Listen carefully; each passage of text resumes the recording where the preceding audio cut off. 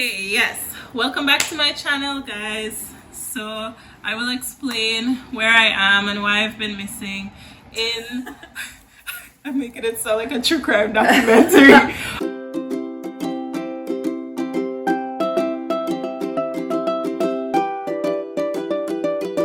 But I have here as a guest my wonderful roommate who can introduce herself. I'm Alex. You made it sound like I abducted you.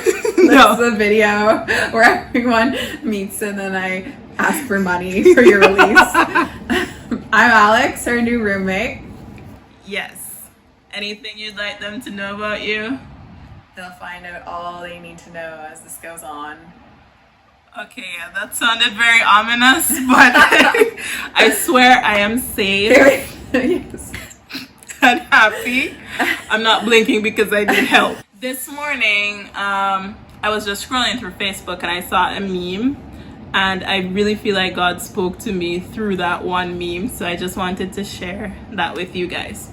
So the meme was about Jesus being at dinner and someone in his dinner party orders wine.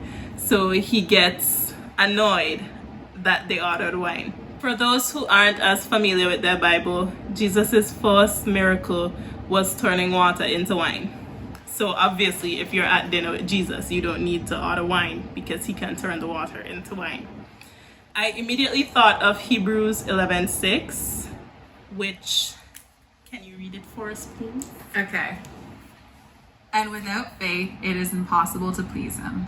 For whoever would draw near to God must believe that he exists and that he rewards those who seek him. Faith is the substance of things hoped for. It's the evidence of things not seen. Faith is where your belief in who God is fuels your belief of what he's capable of. And what was once tangible only in the spiritual realm becomes tangible or real in the physical because of your belief. Simply put, there are two realms. There's the physical and there's the spiritual. We are currently in the physical, but everything that happens in the physical is actually as a result of things that are happening in the spiritual realm. So whenever we have faith for something, it must occur first in the spiritual realm before it happens in the physical realm. Your level of faith often dictates what you receive and how you receive it. We see this with the story of the woman with the issue of blood, which is in Luke 8:43 to 48. I'm going to once again call upon Alex to do the reading. And a woman was there who had been subject to bleeding for 12 years, but no one could heal her. She came up behind him and touched the edge of his cloak, and immediately her bleeding stopped. Who touched me? Jesus asked. When they all denied it, Peter said, Master, the people are crowding and pressing against you. But Jesus said, Someone touched me. I know the power has gone from me. Then the woman, seeing that she could not go unnoticed, came trembling and fell at his feet. In the presence of all the people, she told him why she had touched him and how she'd been instantly healed. Then he said to her, Daughter, your faith has healed you. Go in peace. Basically, this woman has a blood issue, a medical issue, and she believed that if she could touch Jesus's the garment, she would be healed. The garment is symbolic, but it's not the source of her healing. As verse 48 explains, that Jesus said to her, Daughter, be of good comfort. Thy faith has made you whole. Go in peace. Jesus basically tells her to cheer up. And not only does he tell her to cheer up, but he also gives her identity. He calls her daughter. Alex and I were speaking earlier, and she was reminding me of how so many preachers refer to her as the woman with the issue, but Jesus didn't reduce her identity to the issues she was struggling with. He called her daughter. And the Greek root of the word daughter means acceptable to God, rejoicing in God's peculiar care and protection. Now, I also want to say that if you are interested in studying the Bible and you don't always understand what the verses or the words mean, there's this really great app, the Blue Letter Bible app. I was actually just looking at this prophetess Tiffany Montgomery, and she's the one who put me onto the app, and now I'm like obsessed and I use it all the time. So whenever I talk about what words mean throughout this, it's through the app that gives you the Greek and the Hebrew root meaning of the words. Jesus calls her daughter, and he basically tells her that her conviction about him and who he is has made her whole. And to make her whole there, it not only means healed, but it also means to keep safe and sound, to rescue from danger or destruction, and to deliver from the penalties of the messianic judgment. So not only has she been made physically well, but also spiritually. And Jesus is referencing how believing in him saves us from destruction and judgment. Well, he tells her to go. And to go means to pursue the journey on which one has entered, or to continue on one's journey. So it's basically like when there's a train on a track, and then, you know, when children are playing, sometimes it gets a bit messy, and then the train is off the track now, and then you as the adult have to set it down to reroute it. So Jesus, by making her whole and restoring her, he rerouted her. So he set her on a new path, and he was now giving her, sanctioning her continuing on that path. He then tells her to go, not just go, but go in peace. Peace meaning security, safety, and also prosperity. And I find too many Christians believe that we have to be poor in order to be holy. But like, prosperity doesn't only refer to finances. It also refers to your mental health, your physical health. To prosper is to prosper or benefit in all areas of your life. So he's sending her forth with a blessing, and this also speaks to a tranquil state of your soul that is assured in its salvation through Christ. He is sending her forth also with confidence that she is his daughter, she has been saved, and she can now go forth in this salvation. So he told her to cheer up. He gave her a sense of identity. He explained what happened, which is that her faith is what made her whole. And then he told her where to go from here. So I don't know if you want to add anything. The floor is open to you. Oh, I just love everything that you've added. Since you did a shameless Blue Letter Bible plug, I'm going to plug The Chosen. Because The Chosen has such a great depiction of this. I really love the way that they named her Veronica and they showed her story. And to see what it was like in that society to be bleeding for that long meant she was unclean for 12 years. So it's not just the same as our society where that's annoying, but also in the society she lived in, Jewish society, she would be ritualistic unclean, which meant you can't go to worship, you can't be around your family. So it was very likely what happened in The Chosen was actually what happened, where she'd be disowned from her family, disowned from the whole community because she's unclean. And if you look back at all the Old Testament laws of the unclean, they're very ostracized. So yeah. I felt like it did a really good job showing how she would have been, because even the Pharisees come after and say, you touch someone that's unclean, you have to do all this purification. Mm-hmm. So she was not only suffering, but she was also just completely othered from her whole community. Yeah, excellent point. And that also goes to show us the benefit that having knowledge of the context in which the Bible is written brings, because you can't really understand this woman's level of desperation unless you understand the society and how this issue was really impacting her life. And from that desperation came her monumentous faith, because she believed that Jesus was somebody who could heal her without even having to look at her or even having to touch her. And not only does he prove her right, he confirms who she is because of him, which is a daughter. Your faith's results are dependent on you believing who you believe God is and what you believe he is capable of. So she believed that once she touches the garment, that she would be healed.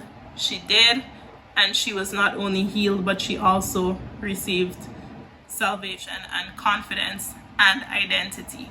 The other instance is where Jesus encounters a man whose servant is sick at home, and this one is in Matthew 8:5-13. Are you going to read that one for me? I was also just thinking too, how when he calls her daughter, that just shows his being God and him being a king. Because think about, they're watching this guy who's, the same age as her, because he's my age, he's 30-ish, and then she's a woman, she's not a child, and he's calling her daughter. So that he's not biologically old enough to be her father. So that is just showing that she fully knew he was God. She didn't just see him as some prophet or something. When he calls her daughter, she knows that he is more than just this 30-year-old man in front of her. Because he's speaking from a place of authority. Mm-hmm. The faith of a centurion. When he had entered Capernaum, a centurion came forward to him, appealing to him, "Lord, my servant is lying paralyzed at home, suffering terribly." And he said to him, "I will come and heal him." But the centurion replied, "Lord, I am not worthy to have you come under my roof, but only to say the word, and my servant will be healed. For I too am a man under authority with soldiers under me. I say to one, go, and he goes, and to another, come, and he comes, and to my servant, do this, and he does it." When Jesus heard this, he marveled and said to those who follow him, "Truly I tell you, with no one in Israel have I found such faith. I tell you, many will come from the east and the west and recline at the table with Abraham, Isaac, and Jacob in the kingdom of the heaven, while the sons of the kingdom will be thrown into the outer darkness. In that place there will be weeping and gnashing of teeth." And to the centurion Jesus said, "Go, let it be done for you as you have believed." And the servant was healed at that very moment. Thank you. Excellent reading. A number of things jump out here. Like, Jesus literally offers to come to the home of this man who needs his servant healed. But the man rejects the offer. And I want to note that even though he's a man of status, he still humbles himself before Jesus. And I think that sometimes many of us, we let our pride get in the way of our deliverance. And I feel like this is so targeted to me. No, it's not. Sorry. It's okay, guys. I'm one of them. Like, we often let our pride get in the way of our deliverance and in the way of God answering our prayers, because he's like, "Master, I'm unworthy. Like, you don't need to come to my house.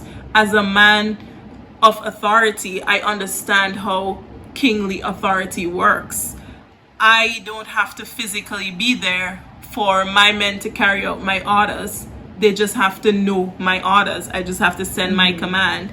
So he basically was telling Jesus, I bet it's the same thing with you. All you have to do is send the word that my servant is healed, and he is healed. Just speak the word. Basically, Jesus then commended him for his faith. It says that Jesus marveled, which means that Jesus was like super duper impressed. And in verse 13, Jesus says to him, "Go thy way." So this is another person that he's giving permission to leave. And he's saying, as you have believed, so be it done unto you. Jesus is saying, let it be done unto you as you believe.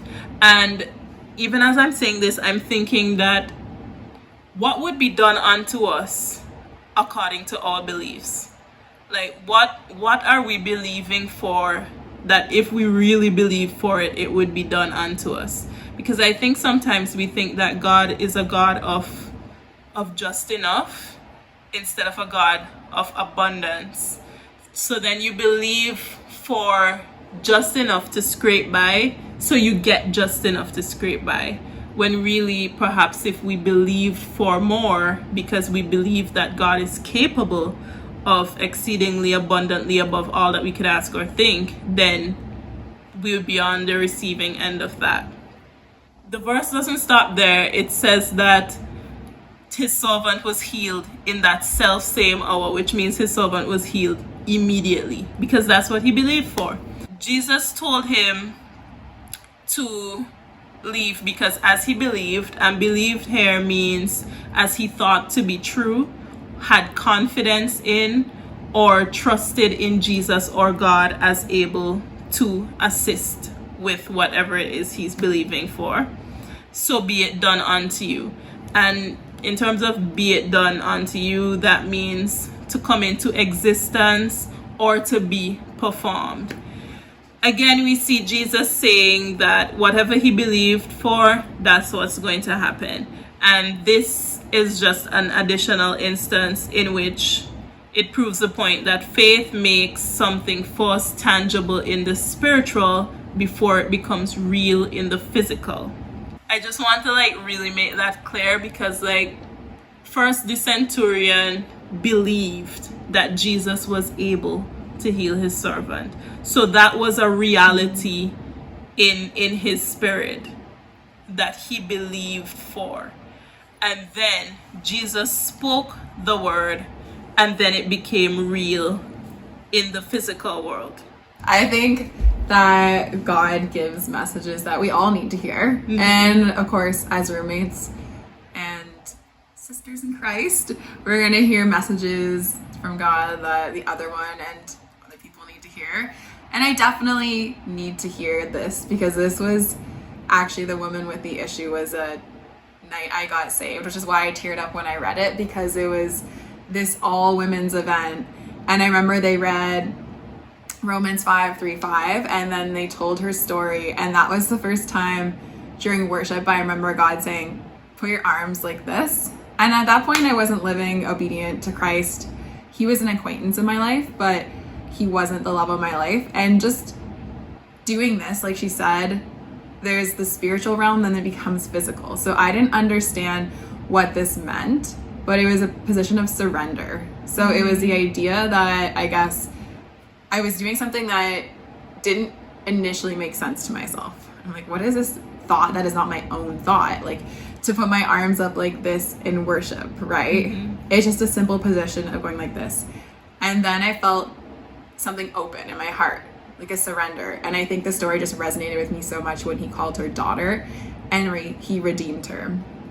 Because I know what it's like to be the woman with the issue. I think most of us do, and to feel just labeled and plagued by some sort of diagnosis or issue we've had in our life. And then that was the beginning of it. And then in the spiritual, then the next thing, which I strongly believe in altar calls, was to come to the front, which I had seen people do an altar call, and like she said, it has to happen in the spiritual than the physical. Because it hadn't happened in my spiritual, I thought these people are playing. What are they doing up there, crying, falling to their knees? What sort of attention-seeking behavior is this? You know what I mean?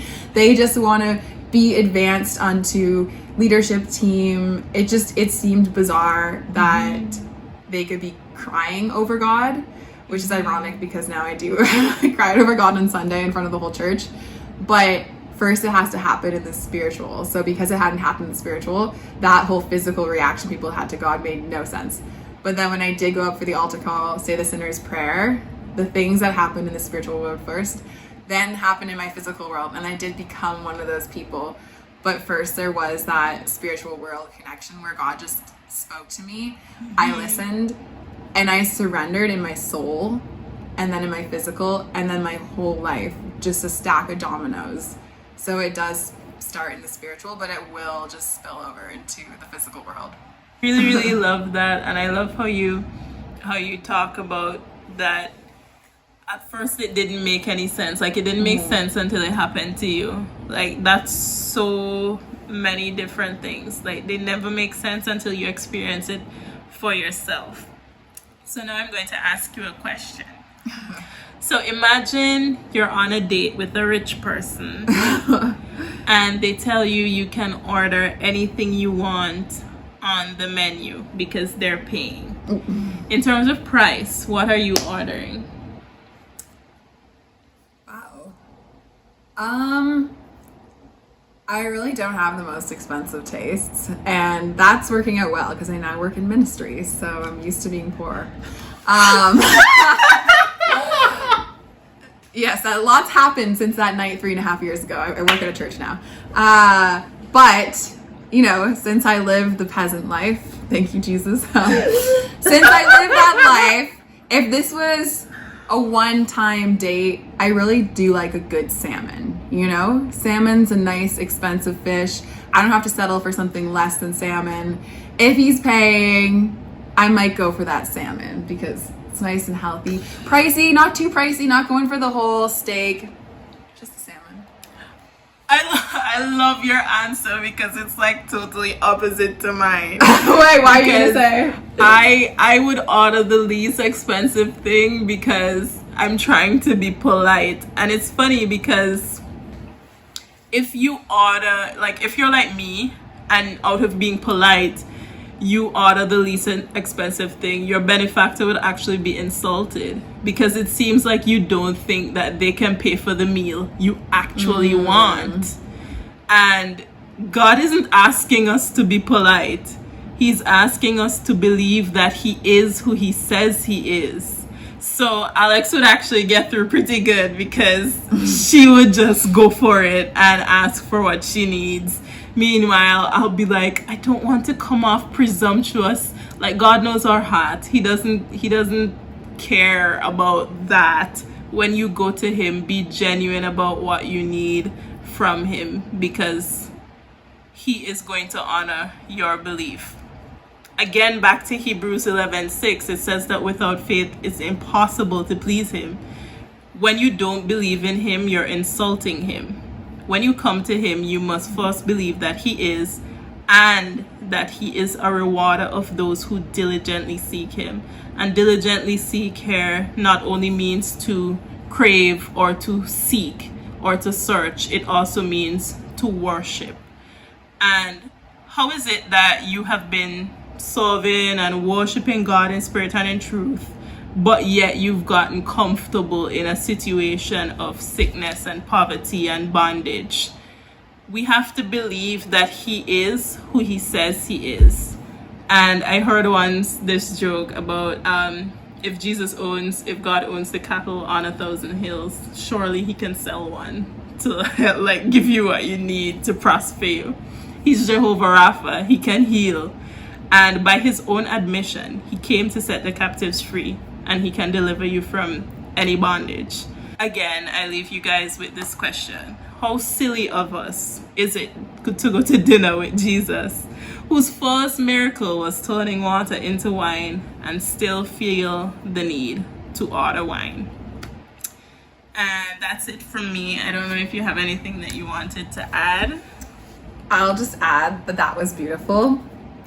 But there's also the other aspect of God's personality that when he's out at that table, he's not just a straight sugar daddy, you know? At the same time, I sometimes ask for the caviar and this, like, God, I want a man who, I guess sometimes I get a little bit much with the things I ask. And I think sometimes I keep asking for what I want. And then there's also knowing what God wants. So then it's the balance of being bold in what we order, but also as God presents us things, then there's also, the more you get to know the person you're out to dinner with, the more you also know their language, their budget. So it's also, don't become that person who is making these unrealistic wish lists of all the things they want, the house, the car, but the superficial things, or the man who's the worship leader with the, six-pack. You gotta want